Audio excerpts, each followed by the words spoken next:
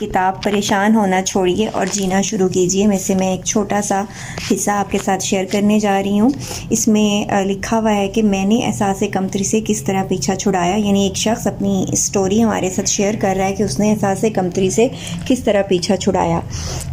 جب میں 15 سال کا تھا تو مجھے مختلف پریشانیاں اور خدشات درپیش تھے۔ دبلا پتلا ہونے کے ساتھ ساتھ میرا قد بھی لمبا تھا جو کہ 6 فٹ 2 انچ پر مشتمل تھا اور میرا وزن صرف 118 پاؤنڈ تھا۔ کمزور ہونے کی وجہ سے میں مختلف کھیلوں کے دوران دوسرے لڑکوں سے پیچھے رہ جاتا تھا اور پھر مذاق کا نشانہ بنتا۔ میری کمزوری کی وجہ سے سب لڑکے مجھے تمسخر سے دیکھتے تھے اور اس طرح میں نے لوگوں سے ملنا کم کر دیا۔ ہمارا فارم ہاؤس مین سڑک سے ہٹ کر تھا اور اس پر بہت سے درختوں کا جھکاؤ تھا، اس وجہ سے اپنے خاندان کے سوا شاید ہی کسی سے ملنا ہوتا ہو۔ میں اپنے کمزور جسم کی وجہ سے اتنا سوچ میں ڈوبا رہتا تھا کہ شاید ہی میں نے کبھی کسی دوسری شے کے بارے میں سوچا ہو۔ میں اپنی اس پریشانی کو الفاظ میں بیان نہیں کر سکتا۔ میری والدہ میرے سارے احساسات کے بارے میں بھی جانتی تھیں۔ وہ ایک اسکول میں استانی تھیں۔ وہ ہمیشہ مجھے تعلیم حاصل کرنے کے لیے مجبور کرتی رہتی اور کہا کرتی کہ بیٹا تمہیں اپنی ذہانت کی مدد سے روزی کمانی ہے کیونکہ تمہارا جسم تمہاری راہ میں رکاوٹ ہے۔ میرے والدین کی حیثیت اتنی نہ تھی کہ وہ مجھے کالج میں پڑھا سکتے، اس لیے میں نے خود ہی اپنے بارے میں سوچنے کا فیصلہ کیا۔ ایک موسم سرما میں نے کچھ جنگلی جانوروں کا شکار کر کے ان کی کھالوں کو $4 میں فروخت کیا، پھر اس رقم سے 2 چھوٹے بکرے خرید لیے اور اگلے سال ان کو $40 میں فروخت کر دیا، جس کی وجہ سے میں نے اتنی رقم جمع کر لی کہ میں کالج میں داخلہ لے سکوں۔ میں اپنی خوراک کے لیے ایک ہفتے کے $1.40 ادا کرتا تھا، جبکہ اپنے گھر کے لیے مجھے 50 سینٹ ادا کرنا پڑتے تھے۔ میری والدہ نے مجھے ایک براؤن شرٹ بنا کر دی ہوئی تھی جس کو میں ہر وقت پہنے رکھتا تھا کیونکہ میری والدہ سمجھتی تھیں کہ یہ میل خورا رنگ ہے جو کہ جلدی گندا نہیں ہوتا۔ مجھے اپنے والد کے کپڑے پہننے پڑتے جو کہ ہمیشہ مجھے پریشانی میں مبتلا رکھتے تھے کیونکہ وہ میرے سائز کے نہیں تھے۔ میں اپنے ساتھیوں سے بہت کم ملتا تھا اور زیادہ سے زیادہ اپنی پڑھائی میں مصروف رہتا تھا۔ اس وقت میری ایک ہی خواہش رہتی کہ میں اپنے لیے بہتر لباس خرید سکوں جس کو پہن کر مجھے دوسروں کے سامنے شرمندہ نہ ہونا پڑے۔ ان حالات میں کچھ عرصہ بعد میرے ساتھ کچھ ایسے واقعات پیش آئے جنہوں نے میری ساری زندگی کو بدل کر رکھ دیا اور میرے اندر حوصلہ اور اعتماد پیدا ہوا۔ آئے میں آپ کو یہ واقعات مختصراً سناتا ہوں۔ نمبر 1، جب میں فارم اسکول میں پڑھ رہا تھا تو 2 ماہ کے بعد جو امتحانات ہوئے اس میں مجھے مقامی اسکول میں پڑھانے کا ایک سرٹیفکیٹ ملا۔ یہ صرف 6 ماہ کے لیے کارآمد تھا لیکن میں اس پر بہت خوش تھا کیونکہ اس کی وجہ سے مجھے اپنی ذات کا اعتماد ملا تھا اور یہ دوسروں کا مجھ پر اعتماد کرنے کا ثبوت تھا۔ نمبر 2، مجھے ایک مقامی اسکول میں $40 کے عوض نوکری مل گئی جو کہ کسی دوسرے کا میری ذات پر اعتماد کا منہ بولتا ثبوت تھا۔ نمبر 3، جب مجھے پہلی تنخواہ ملی تو سب سے پہلے میں نے اپنے لیے مناسب لباس خریدا۔ اگر اس وقت مجھے کہیں سے لاکھوں روپے بھی مل جاتے تو وہ بھی میری خوشی میں اضافہ نہیں کر سکتے تھے کیونکہ میری اپنی کمائی میرے لیے فخر کا باعث تھی۔ جس واقعے نے میرے احساس کمتری کو ختم کرتے ہوئے مجھے اعتماد بخشا وہ میرے ساتھ ایک میلے میں پیش آیا۔ میری والدہ نے مجھے کہا کہ مجھے اس میلے میں ہونے والے تقریری مقابلے میں شرکت کرنی چاہیے۔ میں جو کسی سے بات کرنے کی ہمت نہیں رکھتا تھا اتنے بڑے مجمع کا سوچ کے خوفزدہ ہو جاتا، لیکن میری والدہ کو مجھ پر بھروسہ تھا۔ انہوں نے مجھ سے بہت سی امیدیں وابستہ کر رکھی تھی اور اسی وجہ سے مجھ میں مقابلہ کرنے کی ہمت پیدا ہوئی۔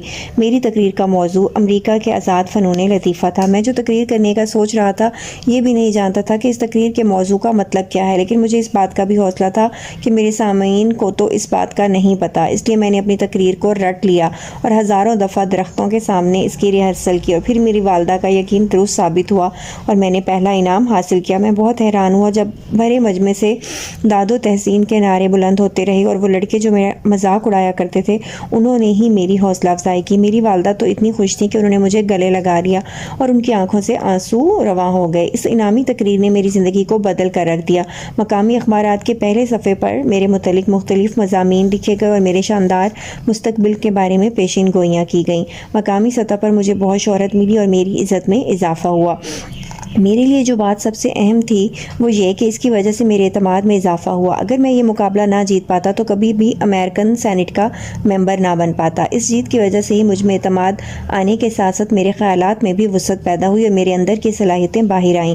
اس کا سب سے بڑا فائدہ یہ تھا کہ انعام یافتہ بندے کو نارمل کالج میں 1 سال کی تعلیم کے لیے وظیفہ دیا جاتا تھا۔ اس طرح مجھ میں مزید تعلیم حاصل کرنے کی خواہش پیدا ہوئی۔ اگلے سال میں نے یونیورسٹی میں داخلہ لے لیا اور اس کے اخراجات پورے کرنے کے لیے مختلف کام جیسے مالی کا کام، ویٹر کا کام اور کھیتوں میں کام کیا۔ 1896 میں 19 سال کا ہو چکا تھا اور اس وقت میں نے 28 مقابلوں میں حصہ لیا تھا جن کا اصل مقصد ولیم کو اصل بنانے کے لیے لوگوں کو ووٹ دینے پر اکسانا تھا۔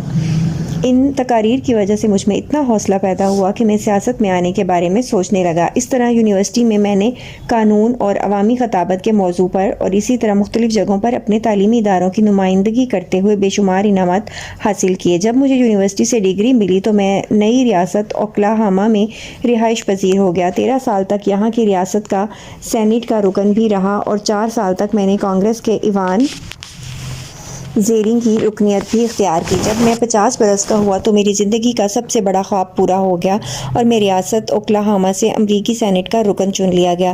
تب سے لے کر میں آج تک یہی کام کر رہا ہوں۔ یہ بات 1927 کی ہے۔ یہ داستان میں نے اس لیے نہیں سنائی کہ آپ کو اپنے کارناموں کے بارے میں بتا سکوں، بلکہ میرا مقصد تو صرف یہ تھا کہ میں کسی پریشان حال اور احساس کمتری میں مبتلا فرد کو خود اعتمادی میں مدد کر سکوں۔ اس کہانی کو پڑھ کر بہت سے لڑکوں میں حوصلہ اور خود اعتمادی پیدا ہو سکتی ہے اور وہ اس سے بہتر نتائج حاصل کر سکتے ہیں۔